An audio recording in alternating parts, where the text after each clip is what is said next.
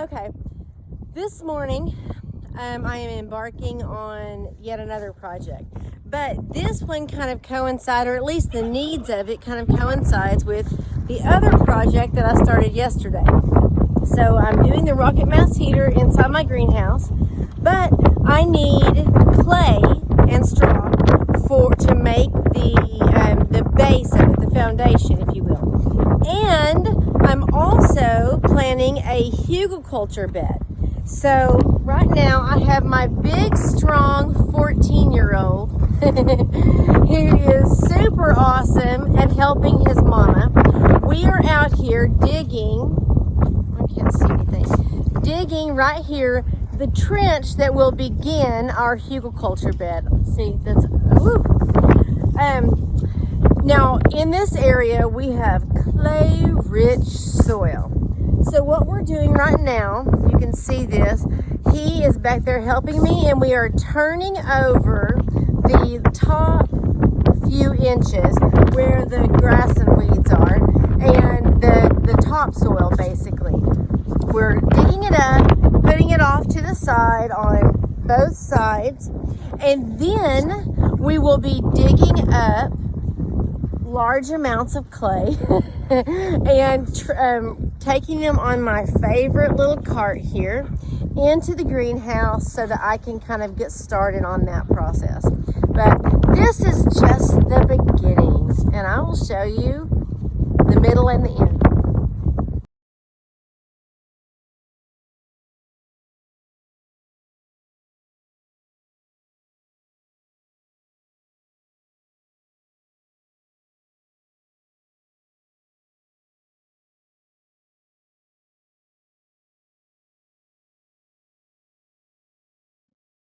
Okay, so this is another one of those projects, an experimental gardening area that we're putting together this year. One of my additions, and I've mentioned something about it before, and I will be doing an entire post just on this, maybe multiples.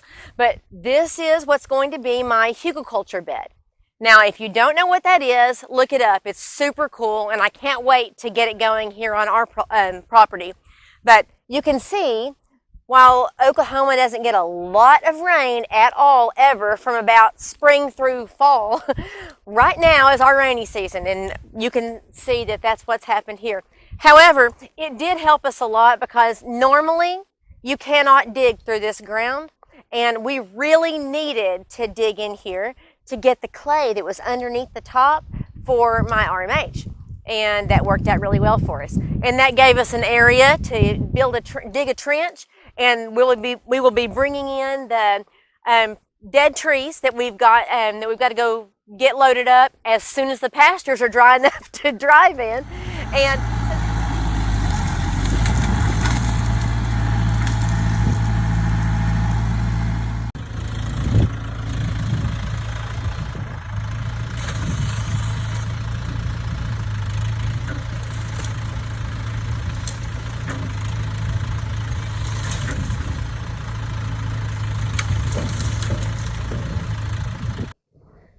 okay, so I'm out here this morning. We're trying to get back on finishing up, stacking in, and building our hugelkultur bed. Still kind of chilly this morning. However, this afternoon it's supposed to get warm, and then our weekend is supposed to be beautiful, and I'm so excited about that. It's kind of what I live for right now, beautiful sunny days. But we've got a couple of loads of wood already cut up and stacked in here. My husband went down last night and got another trailer load. He's fixing to fire up the chainsaw and start cutting it up so I can stack it in. Hopefully by the end of today, I will have this all built. We've got the large pieces shoved down in the trench, stacked in there, and then we're building up, going from large to small. All the smaller ones will be kind of in on top. And then above that, we have some poopy hay from the horse stalls that we cleaned out to put on it. And then we've got compost that I've been growing over here to add to it. And then soil will go over the top of that, and that's where I'll plant the seeds that I have been starting in my greenhouse this year. And this particular bed this year is going to be all of my squashes and melons. and then of course the companions that go along with them, hopefully to keep the squash bugs away. We'll see what happens. But hopefully, like I say, by the end of today, hoping to have the Hugelkultur bed, at least the construction of it complete. And we'll show you that as soon as I get it done. Okay, so here I am with my Hugelkultur bed that is now fully constructed. It just needs some refining. I'm going to see if I can walk around here and show you. Actually, let me see if I can. It is about 4 foot tall from the ground-ish, but it goes another foot deep into the trench that we dug for it. Now, to explain this, again, just very briefly, the Hugelkultur bed, the gist of it is the wood that you build it with, like that you put inside it, is what pulls and it holds on to all like moisture. It wicks up all of that and holds on to it. Well, then the soil that's surrounding it also wicks that moisture out into the roots of the plants that you plant here. What they say, now this is I love to experiment. This is my first time to attempt a Hugelkultur, and I think it's awesome. Everything that I've heard about it sounds wonderful, but so I wanted to give it a shot myself, and I'm looking forward to seeing how it's going to go this year. But it's all filled up, and I'm going to tell you the lasagna method that we used. Now, we went and chopped down and chopped up and hauled and stacked a bunch of wood. It was mostly oak and pecan, some hardwoods and stuff. And it's on the very bottom inside the trench, and then piled up above that, we use the biggest chunks like the trunks and the great big branches and that kind of thing. And then as we went up, the smaller limbs and sticks and all that as we got higher. Then on top of that, we put a layer of muck out of horse stalls, the straw and the horse poop. All together, we put that in there, just a big fat layer of it all over. And then on top of that, we started putting in, we had a big mound of compost we've been growing since last year, and we started layering that up.